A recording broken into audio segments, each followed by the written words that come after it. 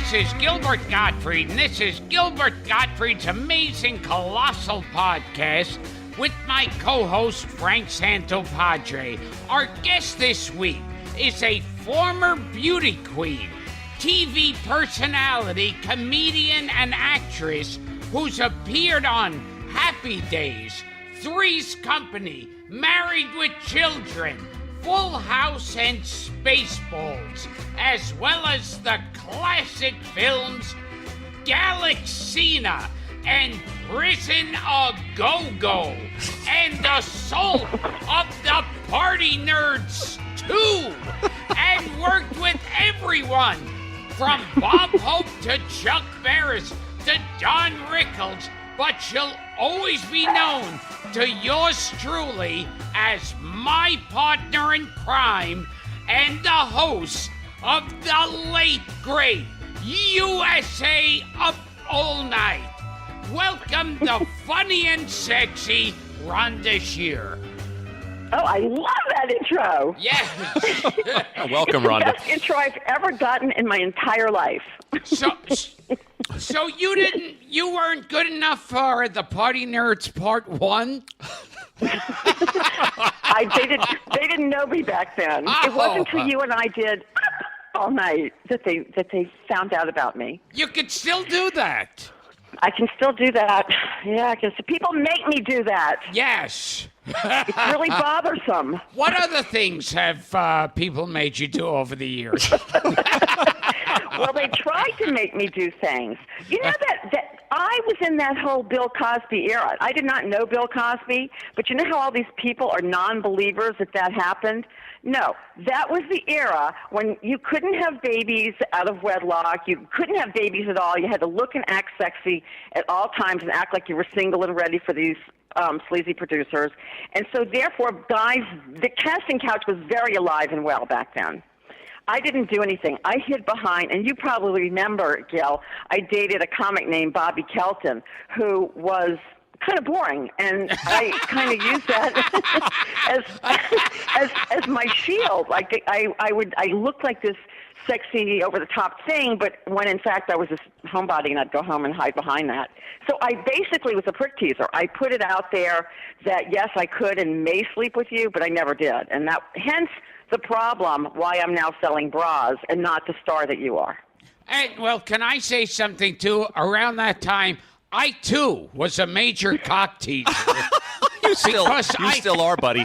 Yes, I thought it would help my career by being a big cock teaser. I remember. It's true. Like, you had to put it out there, but then you had to run away. It was a very scary time. And I was fucking Bill Cosby at the time.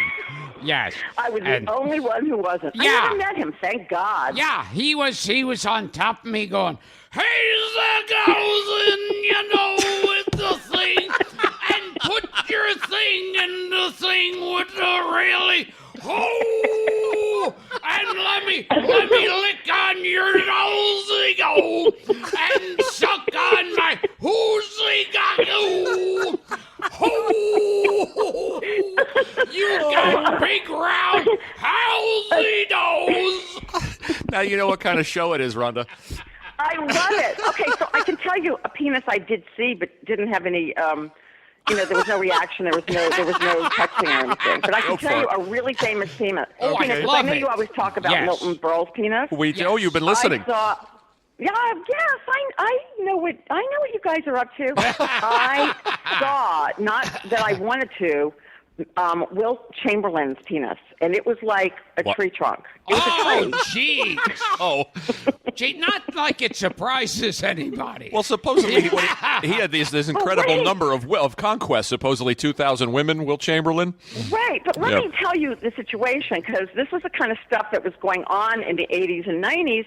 I was at a party, all young starlets. It was a nice party. It was at some athlete's house. I can't even remember now, but he said, let's bring the party over to my house. So, we all went to his house. It was a group of people, and he had the coolest house. Like, the pool undulated in and out from inside the house to outside. It was really, really cool. Long story short, he goes, "Oh, you got to see this secret room I have, kind of like at the mansion." So he had this little private room that you had to crawl into. So I crawled into the room. Next thing you know, the tree trunk is out. And, he's trying to get me to go towards the tree trunk. And I had never seen anything like that before. I was pretty young. I was still in my 20s. So I saw it, and I crawled out, and he was a gentleman and took me home. So he did not force himself upon me, but I did see it. So it was one of the more famous penises. So Wilt Chamberlain was trying to get you to climb his tree trunk. No, he was trying to get me to lick the popsicle, lick but it was way bigger than a popsicle. I can tell you that. It was. Do you think this fudgesicle from an alien fudgesicle? Now, do you think with veins? It had a lot of veins. Oh God! I did have to take a glimpse. I was young. I'd never seen anything like that. It was pretty amazing. But and I just remember he had this like big crazy Mercedes. It was just weird, but he took me home, and he was a gentleman, and that was it. That was my only Wait, he was a gentleman?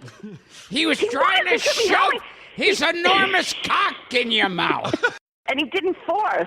I mean, I had guys that wanted to act out love scenes on Universal's lot that actually. Okay, wait.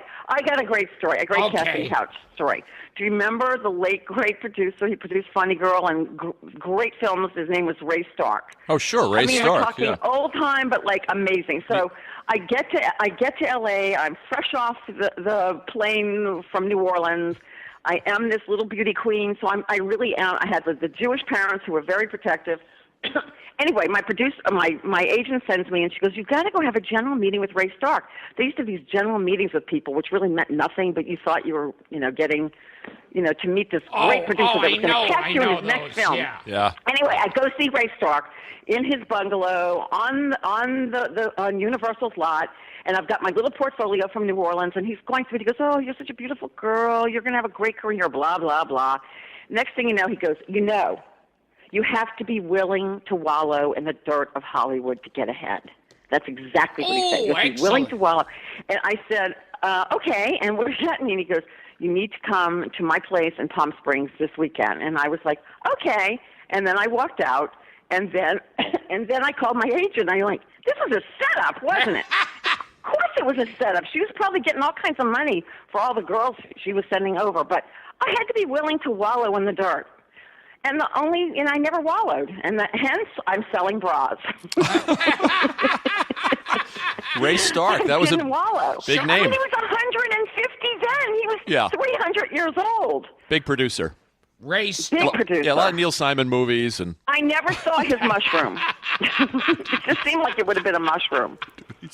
I mean, I do have funny penis stories, but I never. Oh. The thing is, my whole thing was getting away from the penises.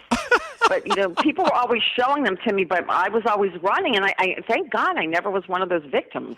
Now, what penises did you see? Not enough. Aside from Wilt.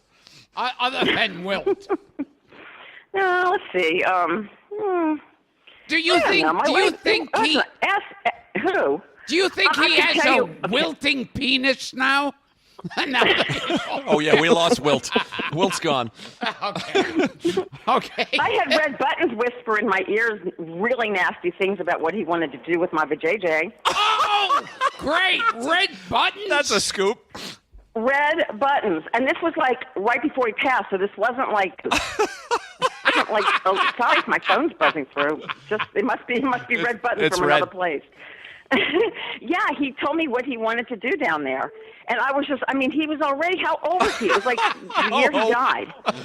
Yeah. So that was shocking. That was like another shocker. When he was... So yeah, these old comics always hit on me. When he was telling you what he wanted to do with your pussy, was he going... And what he could do and how he could bring me to levels I've never been. So he was going... I can stick my dick in your pussy, and he never got a dinner. I can lick your cunt. It was more with his tongue. He wasn't going the dick route. I think at that age he couldn't do the dick route. It was more. I can lick your pussy, and he never had a dinner. Ho ho ho! Straight strange things are happening. I knew he would love these stories. Oh, God. You're just setting him up, Rhonda. Of course I am, but these are true. I mean, these are true stories. All right, we did The thing is, there was never any action. People just told me what they wanted to do. Okay, so what famous dicks have you sucked or fucked? No, I didn't do enough. I'm telling you, I didn't. What about Chuck Barris? There were so many. I passed. Oh, Chuck Barris. I do have a great Chuck Barris story. Okay. Chuck was when I first got to LA. Obviously, you don't know anybody, so you'll do anything. Well, I would do anything to get on TV, but except suck dick. So, I auditioned for the Gong Show. Only Gilbert had those standards. Yeah, all those shows he produced, and he loved me. And $1.98 beauty pageant. Oh yeah, all of them. Comedy Courtroom. And I actually, Comedy Courtroom is how I met Bobby Kelton. Ugh. Anyway, so that was 14 years of my life. Okay. So anyway, so he really liked me, I guess, but I didn't see that, Chuck. So once he wrote me this note that he wanted to come over and have a hard-boiled egg at my house, and I was. It was hard-boiled egg. He wanted to come over for breakfast and have a hard-boiled egg, and he had a cast because he'd broken his arm or something, and I was like, no, I was afraid of him. I was afraid he was going to get too frisky, so I said no. He goes, how much could I do with a cast and a hard-boiled egg? Anyway, he was really funny, so he was hitting on me, but gently. But I never took the bait. Did he bring Gene the dancing machine? and who was the other? He never came over. The unknown he would comic. Write me these kind of notes. Oh, the guy. He did. I got all kinds of I can tell you this. MASH. I missed out on sleeping with the most famous guys. They were mainly producers that could have helped my career. Uh-huh. And I didn't sleep with any of them. It was a problem. What about Pat McCormick? Do you have a Pat McCormick story? Never slept with him, but he wrote up all night. I don't think he did for Gil, but he was funny. I never tried. He was sweet. He was like a granddaddy kind of guy. But I mean, there were all these comics though. Oh my gosh, all the old timers. They really did like me. They embraced me. Oh, so name some of the other comics that tried to fuck you. Morty Gunty. Joey Ross. This is how old I am. Remember Bill Daly from My Dream of Jeannie? Of course. Oh my God! We love yes. Bill Daly. Yes, the next door neighbor. Or his fellow astronaut. He probably wouldn't remember, but I had dinner with him it was the Bistro. It was like the hot place. It was like down the street from the Bistro Gardens in Beverly Hills. And I remember Johnny Carson was sitting a few tables over, and he was saying that, Johnny wouldn't have him back on the show and blah, blah. So he was like more intense on that. But he wanted me to come back to his place. But he told me that whenever he traveled, he brought a candelabra and put it up because he thought it was very romantic to have, sex and have the candelabras burning. And I just pictured him traveling with like this Liberace kind of candelabra. I never saw it. Never happened. Didn't go there. But he wanted it. He wanted to go there. So Major Healy from the I Dream of Jeannie traveled with his own make-out candelabra. Yeah. Okay, I'm going to make a note of that. And he was the neighbor and the Bob he was Howard Borden on the Bob Newhart and show. And he traveled with a big silver Liberace candelabra. See, these are stories that you don't know.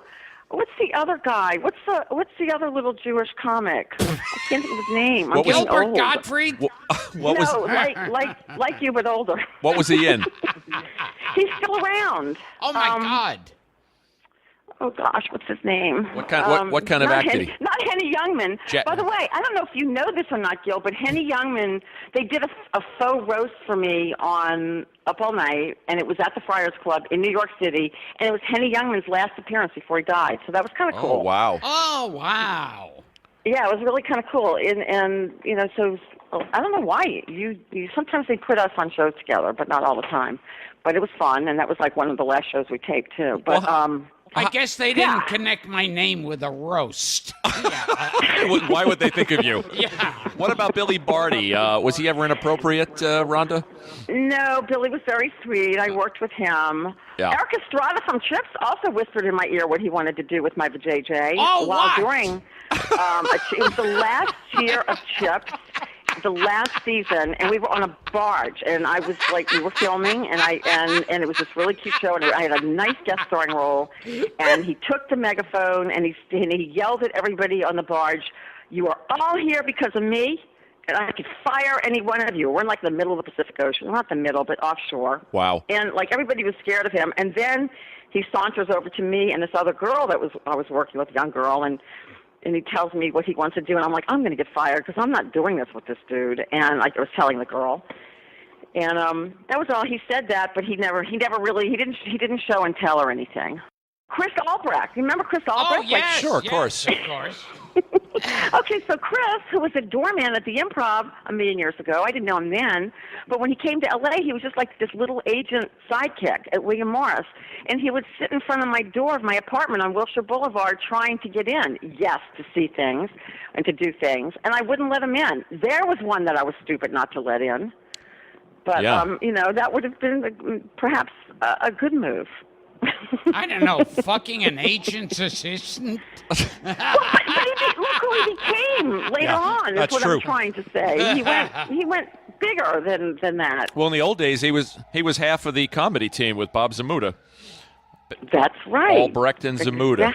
Let me ask you this. I forgot about that. That's right. We had Bob Zamuda on the show. Let me ask you this, Rhonda. How did you and Gilbert first meet? It was through all night.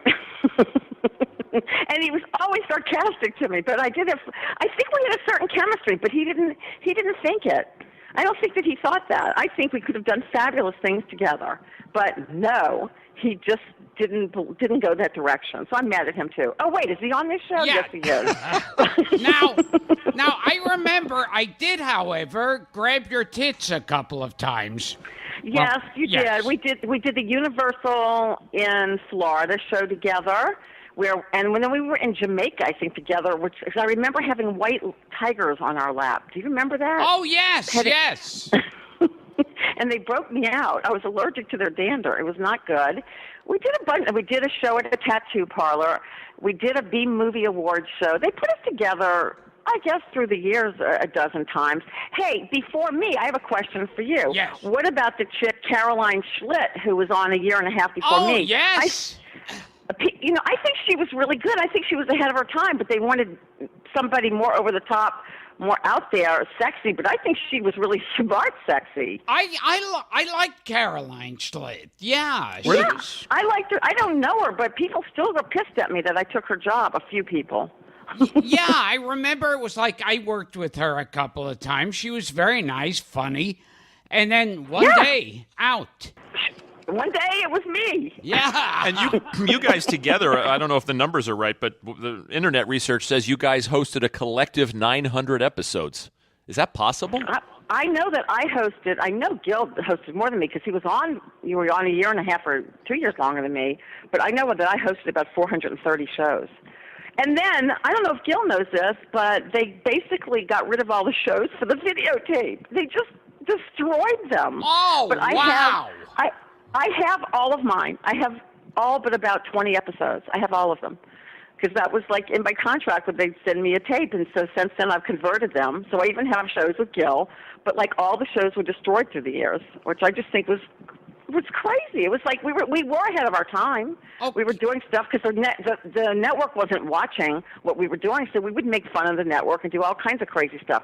Okay, so I had these foot fetish fans. I don't know if Gil knew that, but I had like these major crazy guys that would send me gifts and jewelry and toe rings and guns. Didn't you used to crush things on the show with your feet? Yes, Rhonda? I started playing into it because I was like, I like the gifts. I'd get shoes. I got a 9mm gun. I mean, that my husband has to this day that he loves. Oh my God! Yeah, I got crazy. I got champagne. So we started playing into the foot fetish fans, and they would go crazy. Would smush things. That just became part of the gig. So it wasn't like I started that. The fans were like, could you please put your foot up to the screen? Is there any way you could lick your own toes? And I was weird enough that I think I may have actually done that a couple of times. So Gil, you didn't get those requests? No. Like an idiot, Yeah. I always wore shoes. Well, I wore shoes, but they wanted to see See, pantyhose were back in, so I still to this day, I bet you right now in my email is somewhere wants to see me wearing pantyhose and taking my shoe and bouncing it off my toe, kind of like in a teasing way. Foot fetish is the number one fetish, I found out. I didn't know anything about this. I didn't know weird stuff till I started doing this show. Has a I was foot kind of fetish. naive. Who Then has it a led foot to fetish? Playboy. Pulp Fiction. I thought you said Pope. Yeah, Pulp Fiction. No, it did not lead to the Pope. I did not see Quentin his. Tarantino has a foot fetish. Tarantino, major foot He fetish. does? Yeah. Oh, my gosh. Why Oh, didn't he I know has that years ago? Close-ups on Uma Thurman's feet in those Kill Bill movies. Yeah, well, at the Friars Yeah. roast, Uma made him drink out of her shoe. She yeah. pulled out her pump. Oh, yeah. Oh, I can't even tell you how many guys talked about sucking my toes and doing it with my feet. Hey, the weirdest sex toy I've ever seen. I know Gil has strange stories and has seen a lot of that kind of stuff. But we were doing research. We were doing research for a product years ago that I was going to do a bath line, with bubble bath and all this stuff, blah, blah, blah. Anyway, we go on and we see what's happening with feet and, like, products for feet and creams and lotions. And we found, like, a foot, like, what do you call that kind of plastic that is soft, moldable plastic. And in the middle of the foot was a vagina. And you could buy that, so you could actually do it with a plastic foot with a vagina in the middle of it. So it's like got to be the ultimate fantasy for foot fetish So guys. you could fuck a foot. You can fuck a foot. That would be the great thing. It's new fuck a foot. By Ronco. Now, there's an infomercial for you. Ron Popeil presents Fuck a Foot. God. For you guys on the go, it's Fuck a Foot. Now, Never lose a step. Rhonda, yeah, that's funny. You did a lot of crazy stuff on Up All Night. You dressed up, do I have this right, as Shear, as Lucy, as Alice Cramden? Yeah, in the last years, when it was really sexy and crazy in the LA years, but I wanted to keep the job, so I said, hey, I'll move to New York. I didn't move to New York, but they flew me in and we do 4 shows at a time in New York. And they were just trying to save money and shut down production in LA. So in those last years, you remember Vita, she was my director, and we did things that for me as an actress was just more fun to do the impressions. So I enjoyed doing that. I don't think the fans liked it as much as when I was doing foot things. But it was definitely, for me personally, I enjoyed doing stuff that perhaps showed a tiny smidgen of talent. But it's amazing how that show, I know Gil's gone on to do a million gazillion things, but it's just amazing that I still get letters and emails about it. And there's there's a Yahoo group of about 25,000 fans still trying to bring back Gil and I.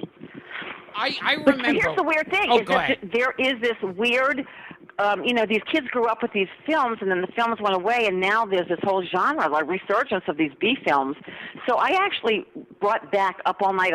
It was kind of fun. I was doing this locally, and we were putting it on local TV, and then we were going to put it on Roku. And here's what we were doing. We were just doing these fun little bits, because I have my own little film crew, because we do so much B footage for what I do now. So we were doing these bits and wrapping around little shorts that young directors and producers were sending in. So they'd do these 5-10 minute shorts, and they were just trying to get scenes. So we were just, putting those up, and people were loving it. So, see, there's a show Gil and I could do. I'm always trying. It's like Lucy and Debbie. I remember one time. I remember one time we were working together on one of the Up All Nights. And I reached over and grabbed your tits. And I probably didn't even flinch. Yeah. And your boyfriend at the time, I guess Bobby, went over to you. Yeah, it was Bobby, He went over to you angrily and said, "Did Gilbert just grab your tits?" And you gave some kind of explanation to him. That sounds about right. Yeah, but I can't see him even getting angry. You said at all, because I just can't see. Bobby just didn't, as long as he got on TV, he didn't care how he got there. So, if that could have helped him, then he would have done it. What I remember you saying to him, you told me what you told him, and you said, well, no, he didn't actually grab my tits. He put them at this angle that looking at it from the outside, you might think he's grabbing my tits.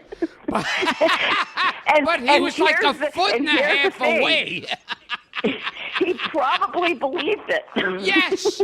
Yeah, he walked off and went, oh, yeah, that makes sense. But that just shows you how brave Gil was, that he would grab a tit in front of a boyfriend or a fiancé. It didn't matter. It was fine. I just saw it as part of our chemistry. You know, and besides, I probably didn't even notice because they were fake. You know, I probably couldn't even feel it. You know, it's like I didn't have feeling in them. They were like props. It's funny. Now they're like, oh my God, they were big then. They're huge now. I mean, no one told me when you get older they keep growing. Jesus. I mean, stop the watering of them. I don't know. It was much more fun back then to have them bigger. I think you said, didn't you say your mother wanted you and I to get married? Oh yeah, my mother did. She thought we were great, that we should totally get married. We had great chemistry. We'd go off and make tons of movies We try together. to wrap my brain around that. And you were Jewish. My mother just wanted me to get married. Yes. But especially you were the right, you know, it was just right. My mother, she used to show up to a lot of those shows, too. She was awesome. God bless her. Hey, I remember your mom, too. And here's the other thing about Gilbert. I can tell stories. He used to borrow quarters from me for payphones back then. That shocks me, Rhonda. Can't believe that. That's not shocking He was the news one for making more anybody. money, and I was lending him quarters for payphones. God, can you imagine that they even had payphones back then? Jesus. And then I think I was also the one to get swag, because we'd always get swag on these. Like if we went to Universal, we'd get jackets. I think I was the one that kind of like pushed for the most swag, and I got it and shared the wealth. I don't know if you remember that, because I was just really good at flirting to get more swag. Like, what did I do? I had like 1 million Hard Rock Cafe jackets. Universal jacket. Dara is nodding and laughing, Rhonda. So obviously about the quarter part. Well, also about the swag, because he's got about 600 T-shirts in this apartment that he's collected over the years from gigs. It's kind of like I love swag too. I do. I think it's when great. you I said- don't get any anymore. Actually, somebody gave me some over 50 skin cream last night. God. It wasn't really swag. Actually, I think it was an insult. But When it's you- okay. You know, when that's you what happens said- now when I'm on shopping TV. We vendors, we trade our products between each other. When you were saying you were revealing that I borrowed quarters from you, that was of no shock to anybody who knows me. No, not at all. But who are you calling? That's what I want to know. And you, yeah, and you like strippers. I remember that. There was a thing with strippers. As opposed to guys who hated strippers. As opposed to guys who hate girls waving their tits in their face. You would actually spring for a stripper? It It costs money. No. Only the ones that I could put a quarter in. I see. That's what you wanted the quarters for. They were cheap strippers back then. He wouldn't go for a Yeah, stripper. my husband, you know, so I married my junior high school sweetheart. That's who I'm married to. He is great, but he loves strippers. And every now and then I catch him looking at porn, and then it just brings back memories of Gil. I don't know. It's like it all goes together. So- and I don't understand that. Like, I did sexy stuff. Why does he have to look at porn? So I guy. don't know why. All of a sudden, this has become like one of those talk shows where I'm calling and asking for This advice. has turned to the Richard Bay show suddenly. So I looking. did his show. Oh God! Where I is did all Richard those Bay shows now? back then. I did Wally George. I did not do Wally George, wow. but he tried to Wally do me. He tried to George. do me too. There was another one. He wanted to marry me. He proposed to me. Now was Wally George the father of Rebecca De Mornay? Yes. Yes, that's For real. that's the one. And he For used real, to he play was. up. He used to play up that whole "I'm an American" and that It was was sort his of a whole Morton thing. Downey type, Yeah, but more yeah. patriotic. Yeah, but he was the first one to do the crazy stuff for the audiences. He was. And throw people out. He started that whole stuff. I went on there as all kinds of crazy characters. I would change my character. I went on there one time as an out call girl or whatever. I went on there as Bambi the stripper one time, and I would wear different wigs. I'd always get thrown off. I'm telling you, I did crazy stuff in my early days. The things you did for show business, Rhonda. The things I did. Oh my gosh! All I'm of actually us. writing a book right now, but these things I didn't even remember these things until we started talking about them. Now, It should be just called "Famous Penises I Didn't Fuck." Maybe that's what it should be. It's a pop-up book. but you Like everybody talks about the people, oh, this guy did this to me. This guy, I would be like, I messed up by not doing it. Of celebrity dicks, you did fuck Don Knotts, right? Oh, God. Don Knotts. Little Don Knotts. He was so sweet. And I did work with all those Dons. Don Rickles, what's the other Don? Don Adams. Yeah, Don Adams and Three Top Bananas. That was a cool show. And that girl that used to always be on the Tonight Show. Carol Wayne. Carol Wayne, yeah. We should tell our listeners that you could find that clip, which is surreal. It's you and Don Adams and Don Rickles and Carol Wayne and of course, speaking of the Gong Show, Unknown Comic. Murray Langston. Murray Langston's in there. It's real, and a guy named Jay Harvey produced that. I don't know if you all know Jay or not, but he's still around. No. I heard Don Adams tried to stick his dick in your pussy, and and then afterwards he went, missed it by that much.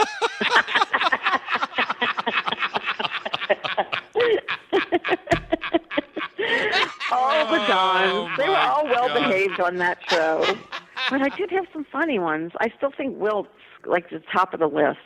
And you know, I have a line of this is kind of full circle. I did Playboy in 1978 in a layout called Girls of the New South, fully clothed. I was still living in New Orleans, was still in college. Yeah, tell us what happened. By the way, you were Miss Louisiana, and then you appeared in Playboy.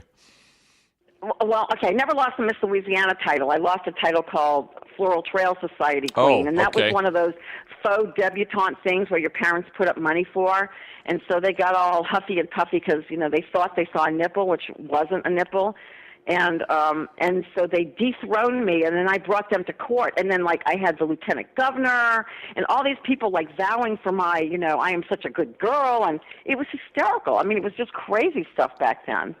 But so here's the stuff that I have crazy that I know that you'll like. So I have a line with Crystal Hefner right now, and so Playboy's been in my life since 1978. Now she's doing a line of lingerie with us under her name. And then I have a line, and I think you know this, but called Slacker Inactive Wear with Kato Kalin. And now they're doing a movie about the O.J. Simpson trial, and the dude that played the good-looking prince in Into the Woods is playing Kato, the blonde guy. I don't know his name. I can't remember his name, but I know he was the cute prince. And so I talk about timing. Anyway, the Slacker line is getting a ton of attention. The Kato, what is it called? The Kato Kalin? It's called Slacker Inactive Wear. I love it. And it's embrace your inner slacker. I mean, he is hysterical. I mean, I don't know if you guys know him, but he is a really funny guy. He started in stand-up, and it kind of fucked up his life when he ended up in the middle of that mess. I don't know Kato. Do you know him, Gilbert? No, I may have met. I don't even remember He's if I met funny. him. Yeah, he's funny. He is funny and quick and really smart, and you guys should talk to him. He'd be a funny interview. He's got a lot of stories. Is it true that Don Knotts whispered in your ear, "I want to lick your pussy"? Hey, Rhonda, can I lick your pussy, please, while I finger your anus? Let me lick your big, hairy, bleach blonde Yeah, cunt. well, maybe just a little bit. Oh, my God. It's the dirtiest show we've ever done.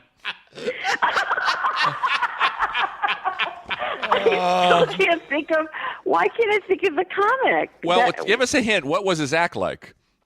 Did he blow up a rubber glove over his face? No, you know him. Jackie Mason. Jackie Mason. Oh, God. I like how she compares him to you. Jackie Mason. You notice that the comics in my life have come through are really old. They're really old or gone. Well, what happened with Jackie Mason? Dare I ask? He's always wanted to date. He never talked about what he wanted to do with his tongue. So like are you saying he never at any point whispered in your ear, "Hey, I'd like to lick your pussy. I want to stick my dick in your pussy, and I want to finger your asshole, and then all of a sudden I want to lick your cunt clean." Wait a minute. I do remember him saying that. You have to remind me. It was something similar. It was. I think some of my best dates, though. How many people dated Bill Daly? No, not we've done 60 shows, Rhonda. We've talked to everybody, and we haven't met somebody who dated Bill Daly. I did also date Donnie Most, but he was nice from the Happy Days. Oh, Donnie. And I did go out on a couple of dates with Glenn Fry because I did his very first music video, The One You Love, and he was the one singing. He was singing in my ear. He was an eagle. Of course, I'm a big Glenn Fry fan. And talk about what a loser I am. My husband and I went to go see him about 6 months ago, and I got front row seats, and I handed him a card at the end of the show, and he goes, "Rhonda Shear," I was so excited he remembered me. I mean, tell me what a loser I am. But anyway, it was very exciting. No one, every girl that dates a musician never forgets the musician moment. It's just something sexy. So it's even sexier than dating a comic. You fucked Glenn Fry. Maybe once. Okay. Well, how was describe Glenn Fry's dick to our audience? I think it was dark. You mean mysterious? No, here's the problem. The ones I wanted to marry, I just didn't even go there. I didn't think about that. There were certain ones I did want. It just didn't happen. You mean? I mean, who wouldn't want to marry Glenn Fry? Jeez, So you say his dick was dark, like as in sinister. I think she means the room was dark. Untrustworthy. But it glowed. It had a sense of, it had an aura about it. Right. Tell us about the Bob Hope special, It was Rhonda. kind of like a Jack Palance penis. It was dark and brooding. God. I love Glenn Fry. Oh, we're big fans. I told my husband it was the most romantic concert I had ever seen. I would take Dara to see him for sure. He's so romantic. Dara's giving you a thumbs You up. fucked Donnie Most? No, I was too young. I would have maybe. We were just kids. That was even before I did Happy Days. Okay, so let's get to Bob Hope. Bob Hope was a bad boy. Bob Hope was a bad boy, and he actually, there was the girl who was, I was 3 different Miss Louisianas. There was Miss Louisiana Universe, Miss World, so I won all 3 through my years because I was doing that back in New Orleans. So one of the titles was Miss Louisiana World. Well, this girl who was Miss Louisiana World before me, he kept her in an apartment for years in L.A. Her name, I can't tell her name. I don't want to get in trouble. But anyway, so her first name was Terry. I won't say the last name. But, he was a naughty boy. He was a naughty boy. Well, Never with me. that came out after he died. I mean, that he had supposedly that he had these kept women and mistresses. He did. Yeah. He did. I mean, he was something else. But he was very sweet to me, and there was none of that. But that was the very first thing that I ever did in L.A. And how I got that was it was an open call. There was 1,000 girls standing in line. I literally had just been there 3 months. I didn't know I didn't know anybody when I hit LA. So went on this open call. All these girls were standing there. I got it was over a 2-day period. And they narrowed us down to 50 girls. The 50 girls went in front of Bob Hope and his daughter. And finally, I get in front of him, and he's asking me about myself rather. And I said, "Oh, I danced and blah blah blah, Miss Louisiana." And he goes, "You danced?" And I kicked my foot up to show him how high I could kick, and my shoe flipped off and came within a half inch of killing him. Like it almost hit him in the head, like it landed on the table next to him. And I'm like, oh my God, I almost killed Bob Hope, or I almost, but I got it. I think he remembered me from that. I mean, I didn't do it on purpose. I didn't try to kick him or the shoe to hit him in the head, but they narrowed the 50 down to 6 girls, and that was the very first special. And it did start leading to other stuff in L.A. But he was very nice. And back then they used to do, not USO shows out of the country, but they used to do these little shows around L.A. for military, and so I did a few of those. And I danced. Now I heard at one point Bob Hope whispered in your ear, I want to tell you, I want to lick your pussy. Isn't that wild? Yeah, isn't that wild? Oh, boy, if I lick your pussy, that'll be wild.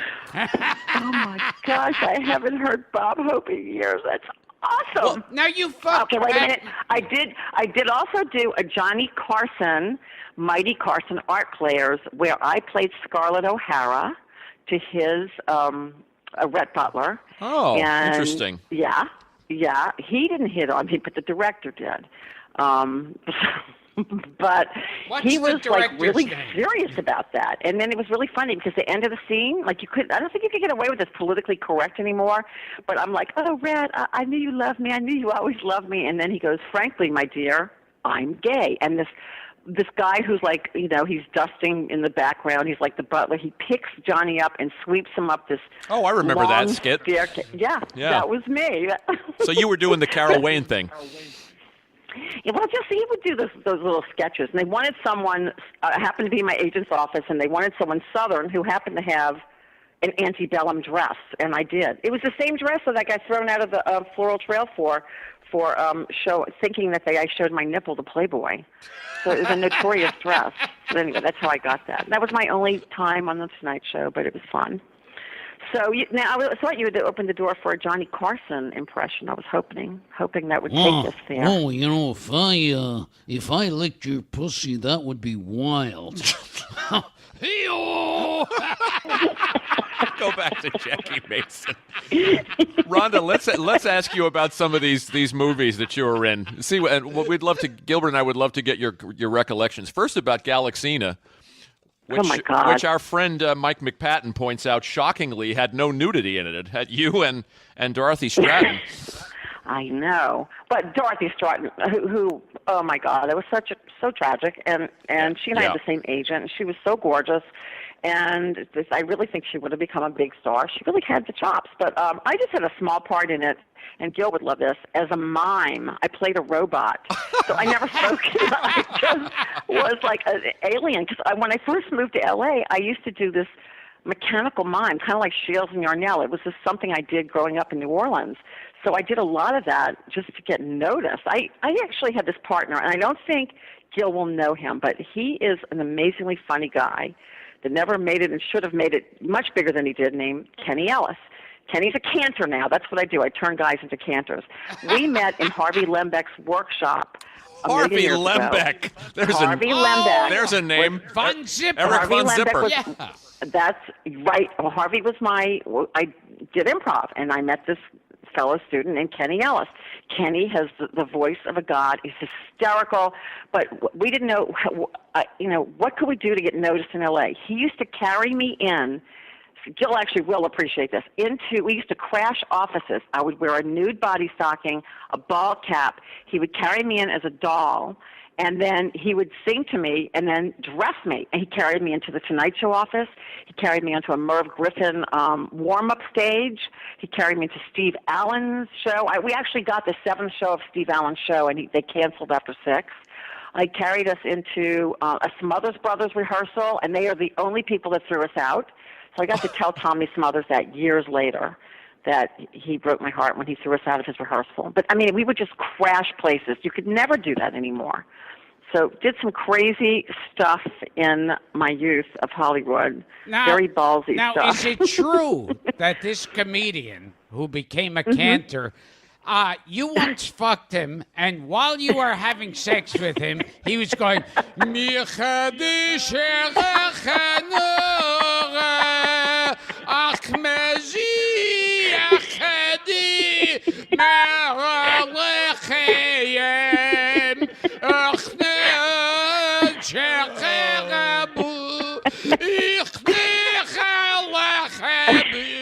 I knew he was going there. I knew it. And you know what? You're absolutely right. Yes, of course. I did have a fling with him. What about some of these other titles, Rhonda? For just Assault of the Party Nerds 2, Heavy Petting Detective. Yeah. We asked you Linnea about. Quigley was in that. Oh, we love Linnea Quigley. Oh, my God. We love Linnea. She lives here in Florida now. I saw her. She still looks the same. It's crazy. We used to see you on Up All Night with her. Yes, she did a million Up All Nights. And then the one that you brought up, Prison to Go-Go, mind you, that was just a mere 2004, just a minute ago that I did Still that. going strong. And I won Best B-Movie Actress of the Year for that. So, and basically it was prison, girl in prison film, kind of like these new producers reenacting these films that we used to host. And I was like the matron. So, and one of the prisoners in the movie, one of the female prisoners, she would pretty much like smuggle everything into the prison through her vagina, like midgets, like everything, like that. I mean, that was actually in the film. And then they had the shower scenes in the film, of course, and they would actually put a clock on the shower scenes because you have to have a nude shower scene. You have to have, what do you call it, zombies. You have to have all those things that make up these films. What about Earth Minus Zero with Pat Morita and Joey Travolta? Yeah, that was an interesting one. Any memories? Could you go into detail? I starred in it. It was good. It took for like 3 years for it to finally come out. I don't think it ever actually hit the theaters. I think it did. I think you can actually rent it on Netflix, though. No crazy memories. It's just weird that Travolta's brother was directing, but and he danced well like John Travolta. I remember that. He did a lot of dancing around the set. And speaking of brothers, how about Frank Stallone and in Rollerblade 7 with you and Karen Black and an actor Gilbert and I love, Don Stroud. Oh, my gosh. I love Don Stroud. I forgot that he was in that. Yeah, another one of those. Gosh, where did you all dig this? I don't even remember doing. I just remember being out in the desert doing that. Like, we dig deep, Rhonda. It was kind of, yeah, I was. What I remember about the Up All Night movies, I like Don Stroud. Like in the Up All Night movies, they would have like the brothers of famous people. Right. They had Jim Hanks, Tom Hanks' brother, starred in a few of them. Right. Exactly. And I like the Frank Stallones and all of that crazy. John Murray, Bill Murray's brother. Oh, yes. He was in a bunch of them. Yeah, kind of some of those things. What about Doin' Time, a Police Academy meets Animal House movie that you did? Oh, what's his name? Jeff Altman. Jeff Altman from Pink Lady and Jeff. Okay, so I'm just in the very beginning scene, and the whole movie starts off with me having an orgasm. A really long, loud, fake one. Oh, no, it wasn't fake. It was real.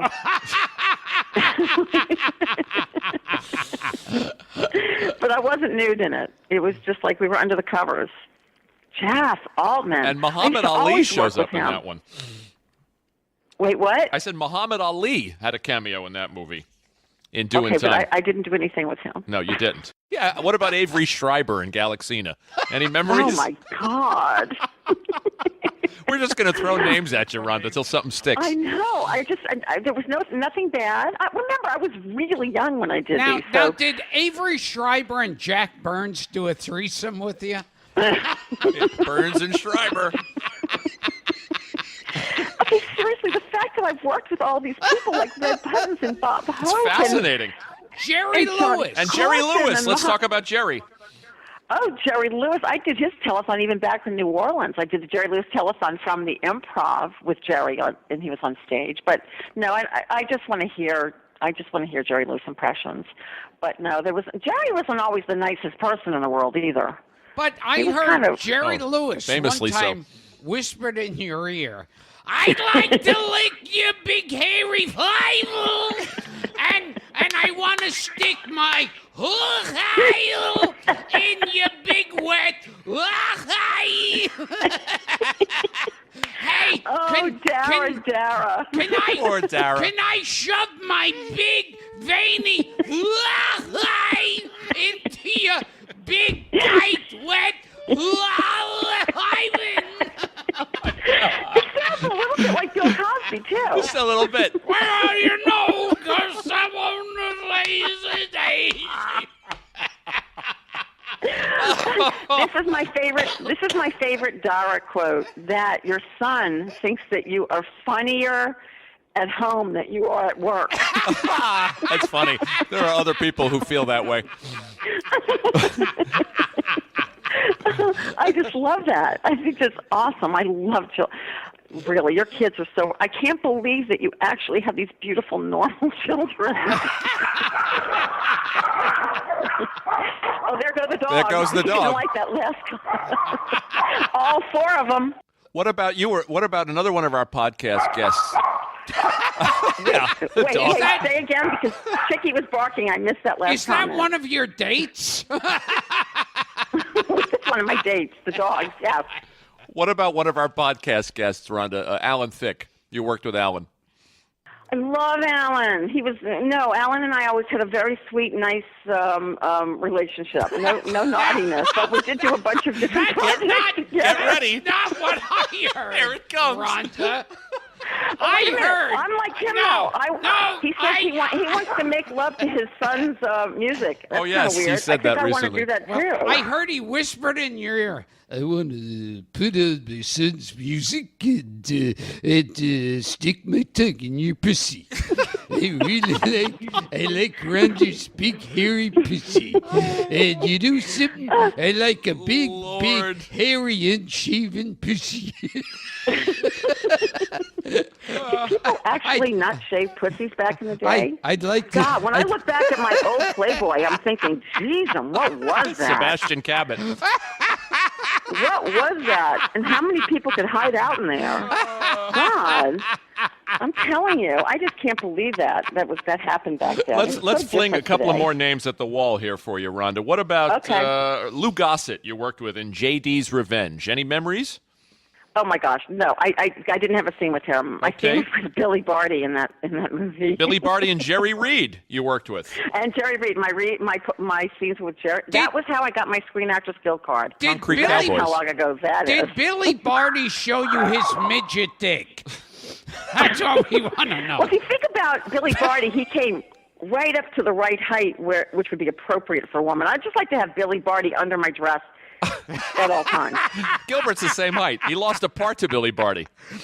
Yeah, I mean, little people can be so perfect for so many reasons. What about working with John Biner? Any memories of that, Rhonda? Oh, he married my girlfriend. Did he? We love John Biner. Yeah, I love John Biner. That was really a long time ago. This is how long, oh my God, I'm 300 years old. It was Universal's first video for home use, and it was called Party Games for Adults Only. And we just did these stupid party games, like just stupid things. And this is how bad, I don't know if Gil has his whole life on video, but I got almost every video I ever did from every show. So I have literally a room of at our office of all these films. I mean all these shows. So and I have that one. So I actually have that. And John was great. And then he married my friend, who I can't think of her name either at the moment. I'm telling you, I just saw that movie. I just saw the film with Julianne Moore about about. Oh, Alzheimer's. Yeah. I'm getting a little nervous because like names escape me like that. See, so you're getting at that age where instead of having dogs, you should have 1 million cats. 1 million what? Cats. Cats. I hate cats. I mean, I love them as animals. I just can't stand them. First of all, I'm allergic to them, and secondly, they're sneaky and they jump on your food and they jump in your kitchen. So I've become like this other person. Like I like to cook. I'm like I'm a homebody. I'm maternal. Not really. But anyway, I still love to show my breasts. That's good to know. Speaking of the new Rhonda Shear, Rhonda, tell us a little bit about your business. You make shapewear. Oh, because gosh knows, special after this bras. interview, everybody's going to want to go buy from me. We're hoping you could make some special garment for Gilbert. Dara and I talk about his career. Dara and I actually talked about creating a children's product for him and doing an infomercial. I think after this particular podcast, I'm sure everybody would want to do it with both of us. It's over. That dream is so good. Dara's nodding. Tell us about the business and how you built it pretty much from scratch. You were a self-made millionaire. Yeah, my husband and I had to start from. I reunited with my high school sweetheart because I had fucked everybody else in Hollywood. Oh, honey, I didn't mean that. Sorry, he really is in the other room. I didn't. He knows I didn't. And So we started this business. It really came off of Up All Night because I hung out in my lingerie for all those years, and my boobs kept growing. And I said, why don't we just do something? Let's do comfortable bras. And he looked at me like I had four heads. But he was a businessman, so all businesses are the same to a businessman. It doesn't matter what you're selling. You could sell tools, you could sell bras. It's all the same. So we reached out to HSN, and I got on there selling, intimate apparel, and that was, in 2003, and the business really exploded. And I created this one bra called the Bra, which we've sold 35 million worldwide. And when that happened, it just exploded our business. And then I started getting calls, wait for this, Rhonda Shear, the entrepreneur, not Rhonda Shear, the bimbo from Up All Night. So I started calling myself a bimbopreneur. So I like that. Because we won Ernst & Young and all these awards for our business, and I'm like, this is crazy. People were asking me to speak about our business model. I'm a stand-up comic, this crazy person who showed my breasts. I don't get it. So, but anyway, it really is kind of really neat that you can kind of change your life around, because I can't keep doing that at my age. How long can you just audition? Oh, wait, I'll tell you who does have my career. Jennifer Coolidge. That bitch stole my career. If I was in L.A. right now, I would have all of those cougar damn roles that she has. She's funny. She's got the big boobs. She's Zopstick. I can make the funny mouth faces and get the Botox in my lips, too. And I'm mad. I want my career back from her. But other than that, she does. She has my career. She's in all those Chris Guest movies. Rhonda. What's the website? Give us a plug. Tell us where people can go if they want to buy this stuff. Go to RhondaShear.com. You can read about Slacker in activewear, or you can go to Amazon and look for Slacker wear. You can go to Amazon and look for Crystal Hefner, or you can go to crystalhefner.com. And you can also find men's shapewear under svelte.com, which another guy you should have on is Anthony Sullivan, who was on Pitchman with Billy Mays, and he's the OxyClean guy, incredibly funny guy. And we did a shapewear line together. Oh, poor Billy Mays. He came to a bad end. Yeah, he did. And Anthony and he were really dear friends. There is a lot of interesting stories about our business, the direct to market response business, or anything with the shopping television, shopping networks. It's a whole nother Hollywood. It's a whole nother world. It's just weird. It's a very interesting. Should be a reality phenomenon. show or a sitcom about that world. It does look like an interesting world. Well, the closest have come is Shark Tank, but actually, we always talk about we get pitched products, my husband and I, daily, because we had such an amazingly successful infomercial with the Opera. So we get crazy stuff. I mean, from vibrators to toe rings. Some normal stuff, but just that alone, we get pitched all kinds of crazy stuff. Everybody thinks they've got a product out there, and some people do. And it is just getting it to market, and sometimes you think you're going to do an infomercial that's going to work, and it doesn't work. But anyway, you should talk to Anthony. He's a Sully. He is a funny guy, and he's done very well in the infomercial business. Okay, so and all of them are we're all kind of crazy in this business. I bet RhondaShear.com. Mm-hmm.